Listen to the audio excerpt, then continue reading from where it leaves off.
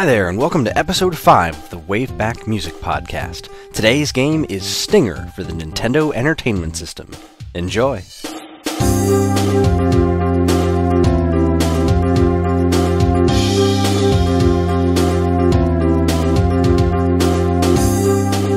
Hello again, this is the WaveBack Music Podcast, a show where we listen to and reminisce about some of the best video game music there is.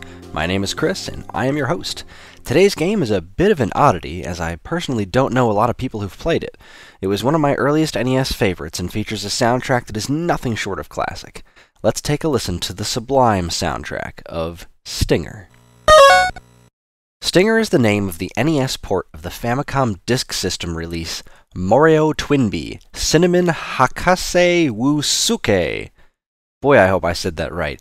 It is the second game in the Twinbee series, and one of the only ones to be released outside of Japan. Stinger is a scrolling shooter that eschews traditional space/military themes in favor of a bright, colorful, and absolutely insane world. Think Fantasy Zone with a more traditional play style.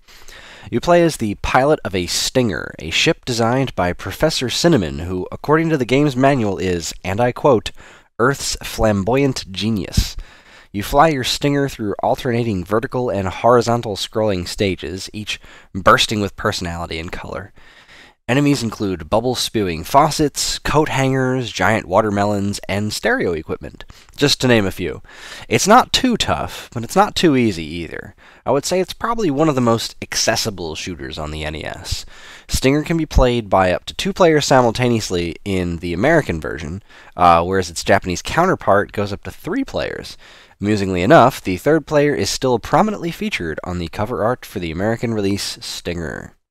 The power-up system was pretty unique too. You would, as you play the game, clouds float by, and you shoot these passing clouds, which sometimes contain orange bells, as clouds naturally do, and the bells would, the gravity affects them, so they would shoot up once you shot them, kind of like shooting a tin can in an old Western movie, and then they would fall down to the bottom of the screen. And if you just went up and collected the orange bell after it came out, you get yourself some points, because yay, points. But if you keep shooting them, you keep bouncing them up and down, you manage to play the game, shooting all the enemies and dodging bullets, and shooting these bells. As you shot them, they would start to change colors, and if you collected the bell when they were a different color, like blue or pink or white or flashy rainbow colors, you would get power-ups, kind of like a twin shooter or a shield or something like that. At any rate, it was a very cool system, and the game's just so much fun to play. Anyway, Stinger was released in 1987 on the Nintendo Entertainment System. It was developed and published by Konami, and the soundtrack definitely reflects that. It has that distinct Konami sound, and it's truly wonderful at every turn. It was composed by Kiyohiro Sada. That's Kiyohiro Sada. I'm so bad at saying these names. Who also composed the soundtracks for the NES version of Blades of Steel, The Adventures of Bayou Billy, and the absolutely amazing Contra, among others. His work was primarily on games that were only released in Japan, but they all seem to have that unmistakable Konami sound, and if you've played Konami games, you know what I'm talking about. The sound guys at Konami just had this very specific set of instruments they like to use from the NES, and their games stick out as very distinctly Konami, which is really cool, and they made some of the best music on the console. So let's listen to some of that, shall we? Let's move on to track number 1. The first track we're going to listen to is a very short track. It's called Stage Intro. Now, just like Contra, this game starts with the title screen scrolling in from the right, and it eventually lands right there in the middle. But unlike Contra, there is no music on the title screen. You actually, the stage intro music that we're about to play is the first music you hear in the game. After the screen scrolls in, you press start, and it goes to this little kind of cinematic cutscene of this laboratory spaceship-looking thing that's sitting in looks like a driveway, and a giant wooden sign that says Konami on it. 'Cause why not? And lightning is just striking all over the place, just lightning all over the place. And then one of the lightning bolts strikes the laboratory. The word boom shows up really big on the screen, and then a 2-frame of animation explosion just kind of pulsates on top of this thing as a little bell-shaped spaceship kind of slowly floats down kidnaps Professor Cinnamon and flies off into space with a little speech bubble coming out of it of Professor Cinnamon saying, "Help me!" And then the stage intro starts. And it's just a black screen, just like Contra. It shows you how many lives you have left and what the stage is, and you know, general good times. It sets the stage very perfectly for the kind of game you're about to play. And I know I've said these words before if you've listened to previous episodes of this podcast, especially Balloon Kid, but I'll actually really akin this soundtrack to Balloon Kid. This is another one of those kinds of games it's kind of a slower paced soundtrack with accepting very specific circumstances. The main music in this game is a very kind of chill, kind of light, playing in the middle of the summer day kind of music, and it's some of my favorite music on any console, and it's really just a perfect example of the kind of game that you're about to play. So this does a great job of setting the stage, and here is stage intro.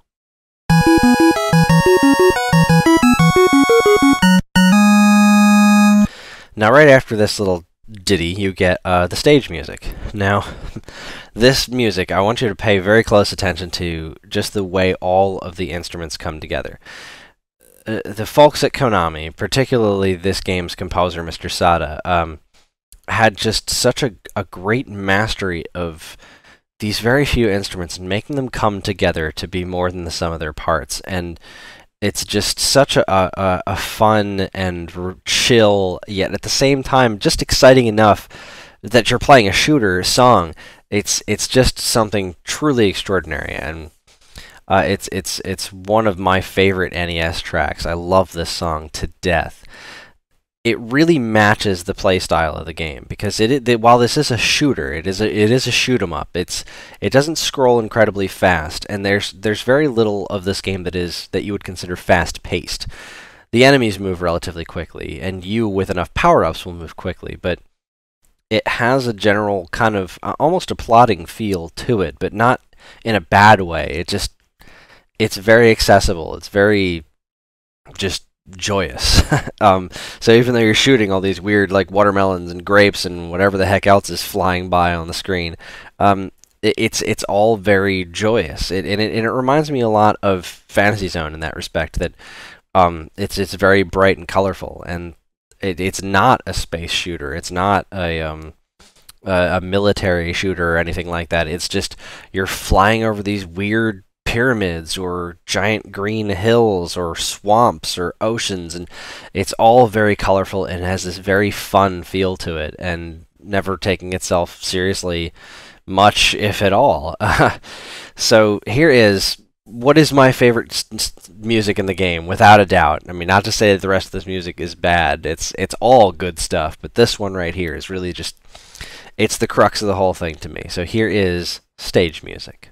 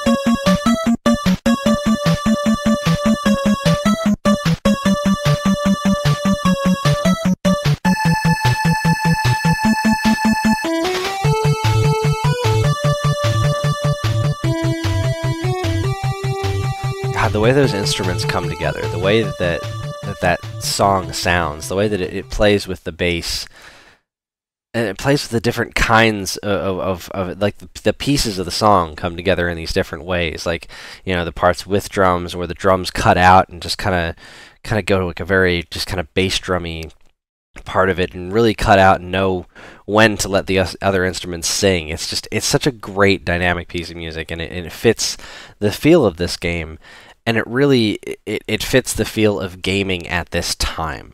Like, this song to me does such a great job of exemplifying what video games were at this point in time. They were mostly Japanese. They were very whimsical and so focused on fun and challenge and entertaining.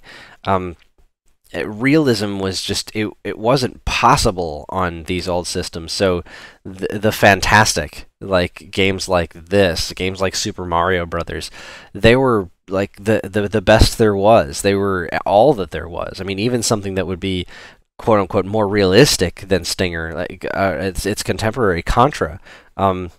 Even that, you're shooting this big fuzzy laser at things, and there's robots everywhere and giant creepy aliens, and I mean, everything back then was so fantastic, and this kind of music really just sums up that generation of gaming to me so well. And when I think back to my favorite types of music from this time, a lot of it feels like this, and it's just classic Konami music.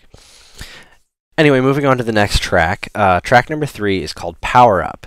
Now, like I mentioned before, you would shoot those bells and they would change colors and do all that fancy fun stuff, and that's how you would get the power-ups. And every time you get a power-up, the stage music would change into the power-up music, and then that music would continue to loop for the rest of the stage until either you died and lost all your power-ups and the original music would start up again, or you move on to the next stage where the original stage music starts up again.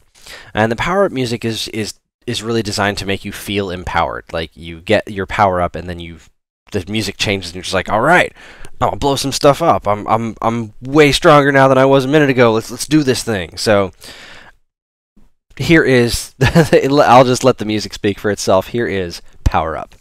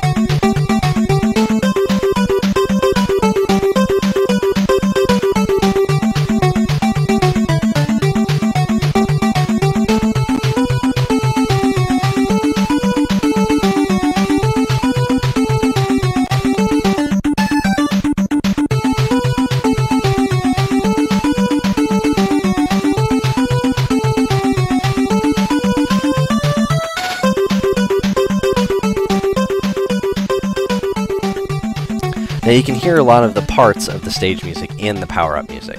So it's kind of like just an expanded, more exciting version of the stage music, and just really playing with those same themes, but at the same time becoming a much more invigorating and action-y song. It's just a wonderful tune. You'll hear this probably in the game a lot more than you'll hear the regular stage music, which is pretty...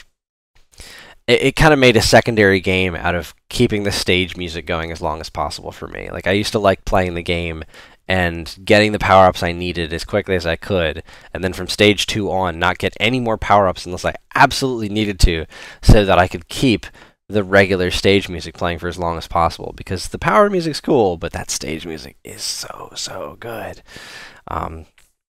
But yeah, that's pretty much sums up my feelings on the power-up music. Now, the next 2 tracks that I'm going to play have something in common, and that's the fact that they do not loop. The next track, track number 4, is Invincibility. And like most games, you can get an invincibility power-up, like a lot of games from this era. I mean, not most games in general. And the invincibility power-up, it does think of Super Mario Brothers. Your character flashes all these different colors or something, and the way it signifies that your invincibility is about to end is by those colors kind of like starting to flash a little slower. So you've got this visual cue.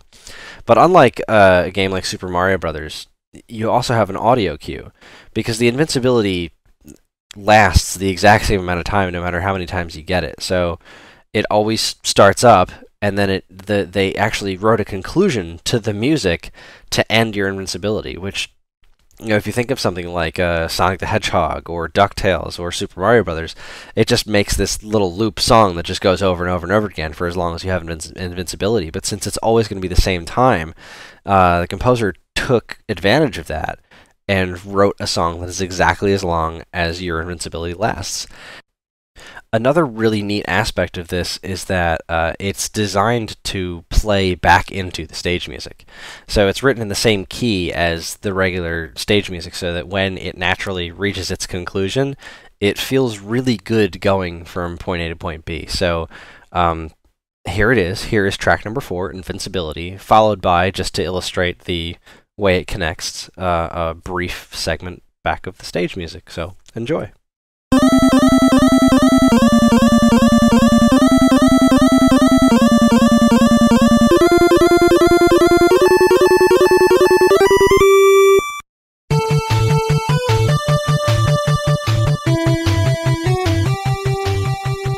The genius of that is just, I wish more games would have done something like that, instead of going the infinite loop route of something like a DuckTales or whatever. But the next one we're going to talk about is bonus stage, which also, like the invincibility stage, has a conclusion. Now, you would get these bonus stages where you'd be flying around through the clouds, and clouds are everywhere, and that means bells are everywhere, and these bells don't change colors and all that stuff. These bells are just there to get points. So you just shoot them, you collect them, you get as many as you can, and just rack up the points, because yay, points! But since it's an auto-scrolling stage and there is a definite there's only so much time you're going to be on this stage, they wrote the music so that it lasts exactly as long as the bonus stage. And it's got this neat little conclusion, and when the song concludes, which you can hear it coming to, it works itself to a very natural conclusion. When it does end, it's very neat, because the stage just kind of freezes, and in a lesser experience, like if the music was just looping, you would probably think there's something wrong with your game. But it just works. It flows so naturally. So here's track number 5, bonus stage.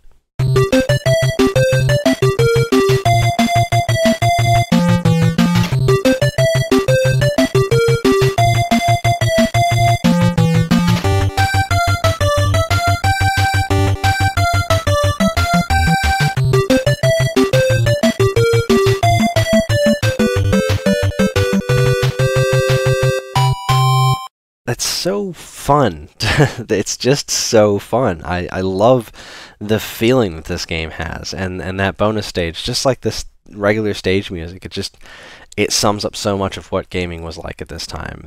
I love this game to death, and like I mentioned earlier, I don't know a lot of people who know this game. And I mentioned Stinger, and in either you know it and you think it's really cool, or a lot of folks just kind of like, I'm sorry, I don't know that game.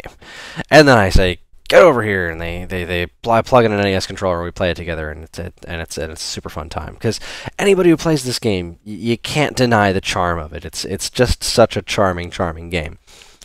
Now, the next track we're going to do is the final stage music. The stage music for the entire game is the same, except when you get to the ending. This last stage music, it's got a very similar feel. It's also kind of laid back. It's not super high energy or anything, but it is definitely more epic than the regular stage music. So it really kind of fuels the build-up to what is going to be your final boss encounter, and it feels like, you've been going through these stages, and they don't all look the same, but with the same music over and over again, once you get treated to this different music, you're coming up on something, and it's a really good song. So here is track number 6, final stage.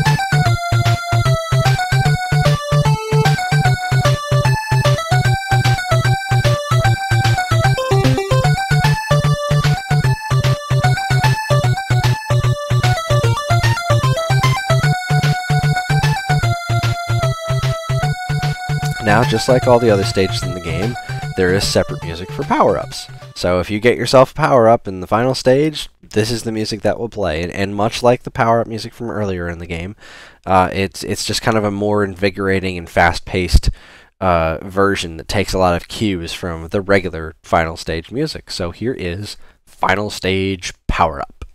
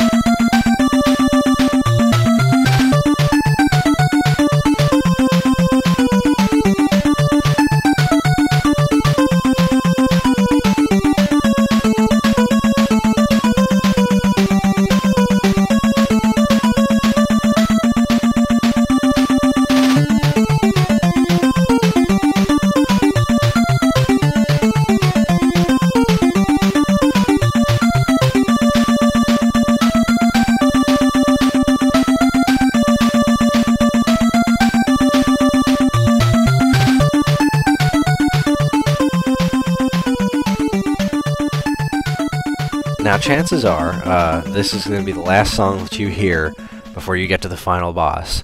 Unless, of course, you die, which is the next song we're going to listen to.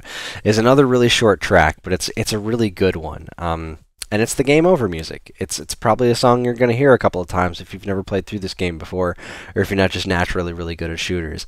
And this game over music does exactly what game over music should do in a classic game like this. Is it really just makes you want to play more. It's like, yeah, man, I'm sorry, you lost, but try again. You know, pick yourself up, put your big boy pants on, and get back in there. Just get back in there and finish the game. And it does that really well. And I'll actually harken over to Contra again. Contra does a similar thing with its game over music. Like, it finishes off and it's just like, yo man, you lost, try again. It's not, it doesn't sound super defeated, but it's also not like mocking you. It's just really good game over music. And well, here it is, track number 8, Game Over.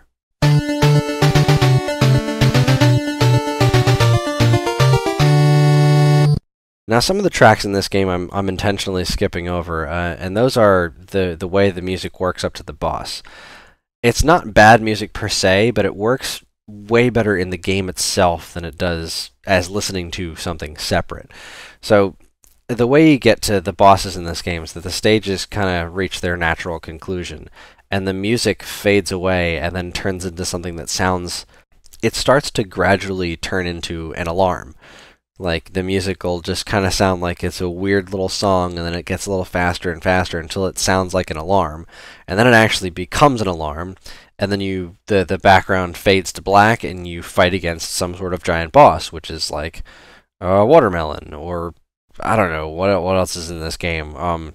Some weird box with a stick sticking out of it. I don't know, there's so much weirdness in this game, but you would fight these giant bosses, and the boss music is this very invigorating, very fast-paced, but very repetitive music. It's also kind of goofy, which really fits the style of the game.